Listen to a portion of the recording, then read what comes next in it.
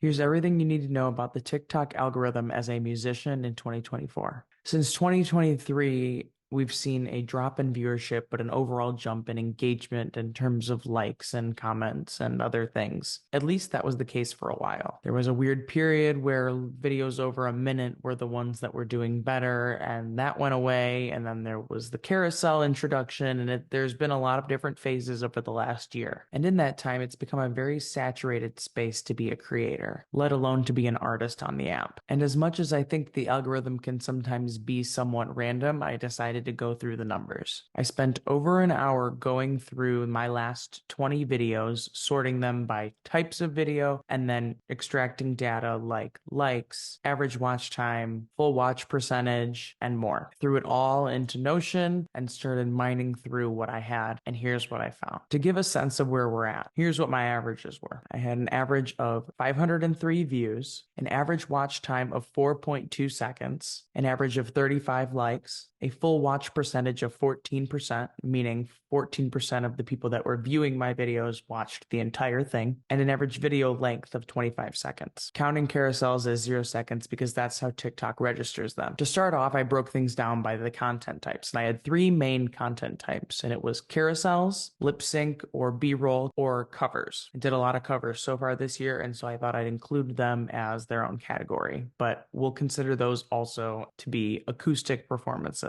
Carousels themselves found an average of 632 views, 37 likes, 48% of a full watch percentage, and 6.4 seconds of average watch time. All of those statistics were above average. The range of views ranged from 293 to 993, covering pretty much the bottom and top end of the range of viewership that I was seeing with my content. Now, the reason that I think the carousels overall performed better in all categories than the average of my content is because of how they are engaged with. From what I gather, a full watch on a carousel is you have scrolled over to the final page. So if there's two slides on your carousel, all you have to do is get that person to the second page and they're considered fully watching the video. That's why I think that the full watch percentage was so high. And I think that's what ultimately lifted my full watch percentage up because I had some that were as little as less than 1%. And with all the carousels that I've been seeing as a consumer on the platform, this comes as no surprise. Moving on to lip syncs. Lip syncs saw an average of 475 views, 3.8 seconds of watch time, and 40 likes, with a full watch percentage of 3.6. Now, the first thing that stands out to me is the significant drop off in full watch percentage from carousels to lip sync videos. But since TikTok registers carousels as 0 seconds and not as the length of the audio that you use on those, all it really does take is for someone to swipe to the end. It doesn't matter if your audio is 3 minutes long or if it's 5 seconds long. As long as you get the person watching your carousel to the final slide, it counts as a full watch. Given how we consume content, you're going to know in the first couple seconds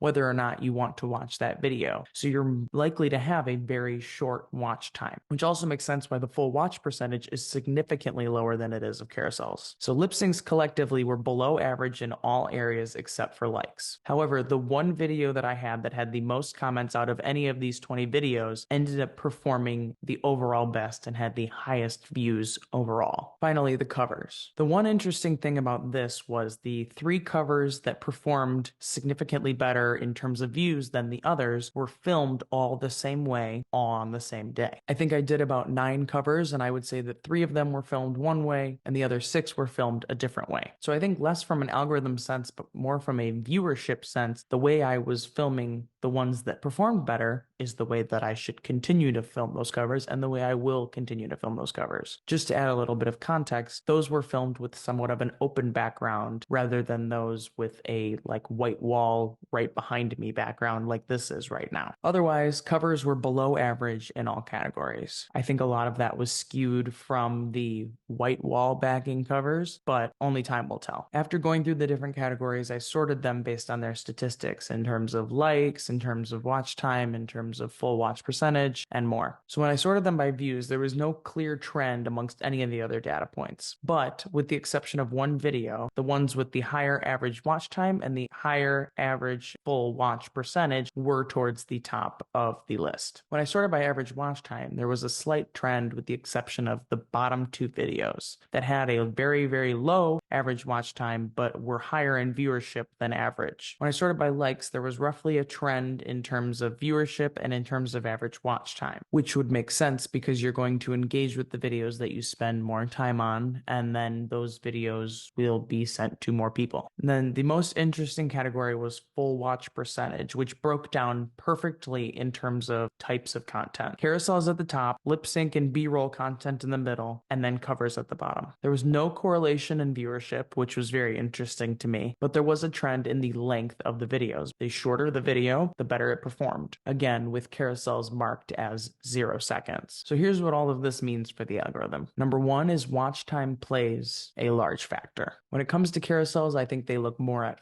full watch rather than average watch time, but watch time was the one that was most directly correlated with viewership. So if you want your content to be spread around to more people, having a longer watch time will be key. Number two is that carousels are continuing to be a huge, huge move for artists. A lot of the content that I see from artists are carousels that just give you kind of context to the song and then have the lyrics on the second or third slide. It doesn't have to be that complex. It doesn't have to be that in depth. You just give context in a POV or how you wrote it kind of situation, and then put the lyrics to the section of the song that we're listening to. The fewer the slides, the more likely people are to scroll to the end, and the more the full watch time percentage will go up. That won't necessarily account for viewership because I had the largest range of viewership on carousels, but I do think it plays to your favor. And my third point would be to experiment with the types of content you're creating, whether that be where you're creating it, how you're creating it, and how it's set up. I don't think it's any coincidence that the covers that I did filming one way did significantly better than those filmed a different way. But I think overall, the algorithm varies, and there aren't any specific metrics that are really heavily favored